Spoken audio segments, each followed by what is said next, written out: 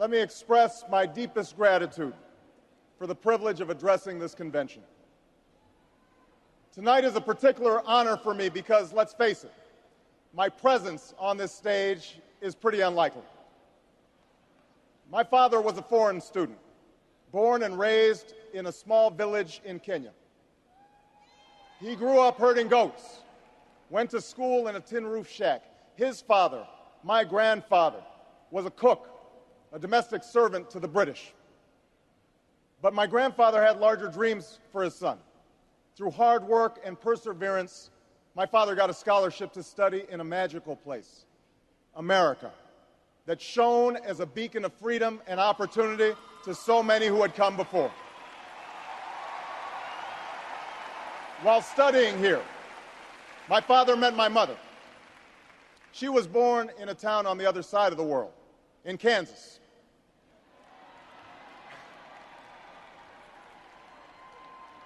Her father worked on oil rigs and farms through most of the Depression. The day after Pearl Harbor, my grandfather signed up for duty, joined Patton's army, marched across Europe. Back home, my grandmother raised a baby and went to work on a bomber assembly line. After the war, they studied on the GI Bill, bought a house through FHA, and later moved west, all the way to Hawaii in search of opportunity. And they, too, had big dreams for their daughter. A common dream born of two continents. My parents shared not only an improbable love, they shared an abiding faith in the possibilities of this nation. They would give me an African name, Barak, or Blessed, believing that in a tolerant America, your name is no barrier to success. They imagined me going to the best schools in the land, even though they weren't rich, because in a generous America, you don't have to be rich to achieve your potential. They're both passed away now. And yet I know that on this night, they look down on me with great pride. They stand here, and I stand here today, grateful for the diversity of my heritage, aware that my parents' dreams live on in my two precious daughters. I stand here knowing that my story is part of the larger American story, that I owe a debt to all of those who came before me, and that in no other country on earth is my story even possible.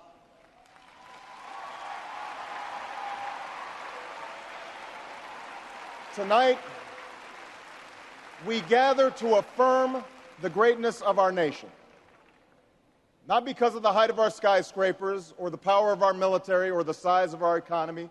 Our pride is based on a very simple premise, summed up in a declaration made over 200 years ago. We hold these truths to be self-evident, that all men are created equal, that they are endowed by their Creator with certain inalienable rights, that among these are life, liberty, and the pursuit of happiness. That is the true genius of America. A faith in simple dreams, an insistence on small miracles, that we can tuck in our children at night and know that they are fed and clothed and safe from harm, that we can say what we think, write what we think without hearing a sudden knock on the door, that we can have an idea and start our own business without paying a bribe, that we can participate in the political process without fear of retribution, and that our votes will be counted, at least most of the time.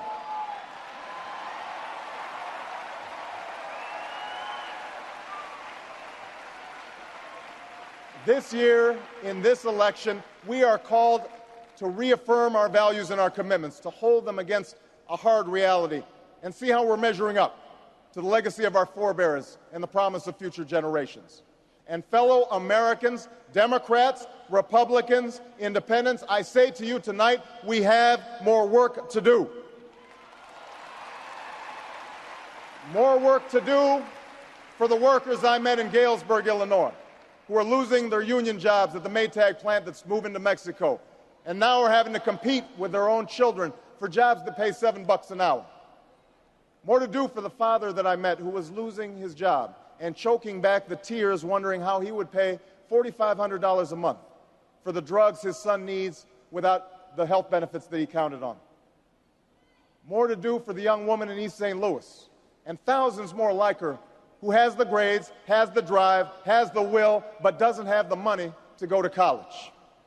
Now, don't get me wrong. The people I meet in small towns and big cities, in diners and office parks, they don't expect government to solve all their problems.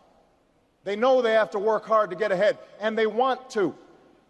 Go into the collar counties around Chicago, and people will tell you they don't want their tax money wasted by a welfare agency or by the Pentagon. Go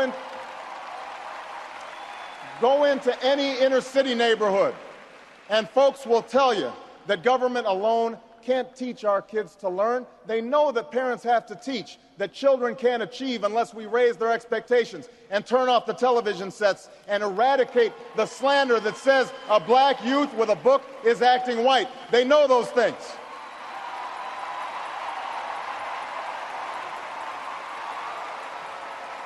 People don't expect government to solve all their problems.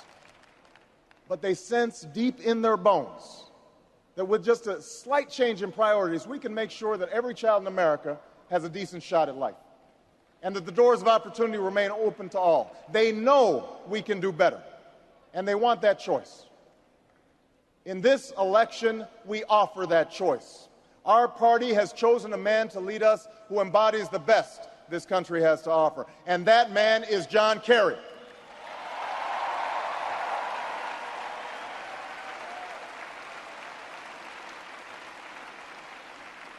John Kerry understands the ideals of community, faith, and service because they've defined his life. From his heroic service to Vietnam, to his years as a prosecutor and lieutenant governor, through 2 decades in the United States Senate, he's devoted himself to this country. Again and again, we've seen him make tough choices when easier ones were available. His values and his record affirm what is best in us. John Kerry believes in an America where hard work is rewarded. So instead of offering tax breaks to companies shipping jobs overseas, he offers them to companies creating jobs here at home. John Kerry believes in an America where all Americans can afford the same health coverage our politicians in Washington have for themselves.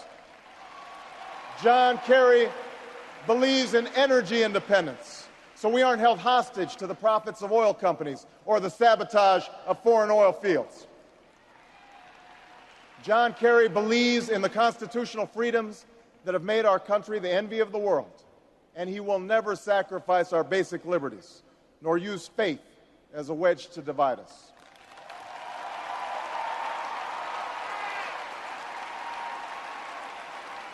And John Kerry believes that in a dangerous world, war must be an option sometimes, but it should never be the first option. You know, a while back, I met a young man named Seamus in a VFW hall in East Moline, Illinois. He was a good-looking kid, 6'2", 6'3", clear-eyed with an easy smile. He told me he joined the Marines and was heading to Iraq the following week.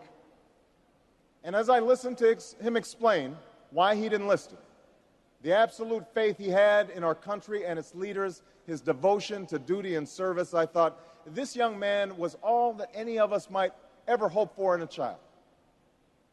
But then I asked myself, are we serving Seamus as well as he's serving us? I thought of the 900 men and women, sons and daughters, husbands and wives, friends and neighbors who won't be returning to their own hometowns. I thought of the families I'd met who were struggling to get by without a loved one's full income, or whose loved ones had returned with a limb missing or nerves shattered, but still lacked long-term health benefits because they were reservists. When we send our young men and women into harm's way, we have a solemn obligation not to fudge the numbers or shade the truth about why they are going, to care for their families while they're gone, to tend to the soldiers upon their return, and to never, ever go to war without enough troops to win the war, secure the peace, and earn the respect of the world.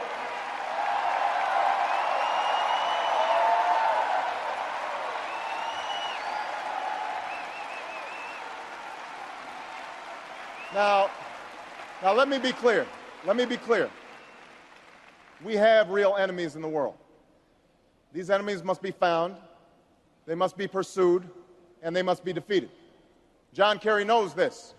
And just as Lieutenant Kerry did not hesitate to risk his life to protect the men who served with him in Vietnam, President Kerry will not hesitate one moment to use our military might to keep America safe and secure. John Kerry believes in America. And he knows that it's not enough for just some of us to prosper. For alongside our famous individualism, there's another ingredient in the American saga, a belief that we're all connected as one people. If there's a child on the south side of Chicago who can't read, that matters to me even if it's not my child. If there's a senior citizen somewhere who can't pay for their prescription drugs and having to choose between medicine and the rent, that makes my life poorer even if it's not my grandparent. If there's an Arab American family being rounded up without benefit of an attorney or due process, that threatens my civil liberties.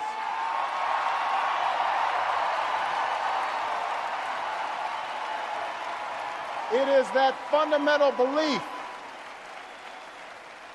It is that fundamental belief, I am my brother's keeper, I am my sister's keeper, that makes this country work. It's what allows us to pursue our individual dreams and yet still come together as one American family. E pluribus unum, out of many, one. Now, even as we speak, there are those who are preparing to divide us. The spin masters, the negative ad peddlers, who embrace the politics of anything goes. Well, I say to them tonight, there is not a liberal America and a conservative America. There is the United States of America. There is not a black America and a white America and Latino America and Asian America. There's the United States of America.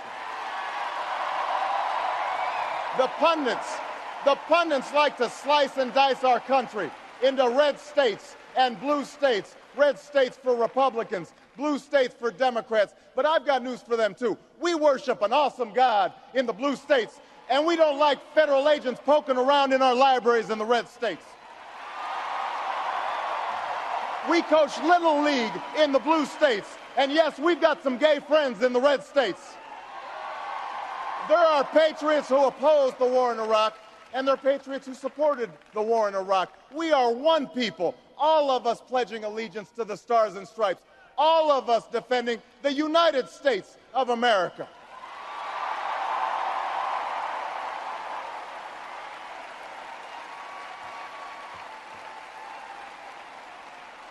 In the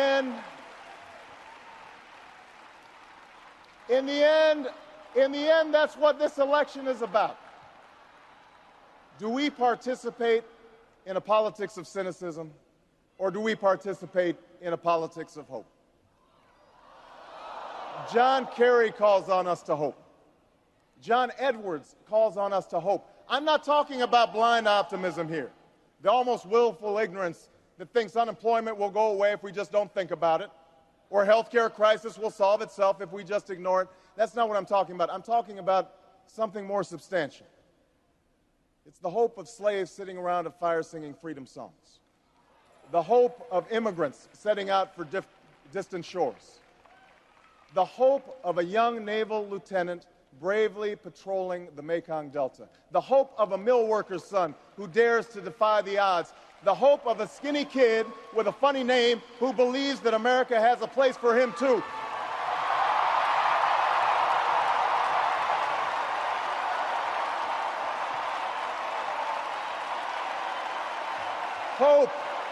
Hope in the face of difficulty, hope in the face of uncertainty, the audacity of hope. In the end, that is God's greatest gift to us, the bedrock of this nation, a belief in things not seen, a belief that there are better days ahead. I believe that we can give our middle class relief and provide working families with a road to opportunity.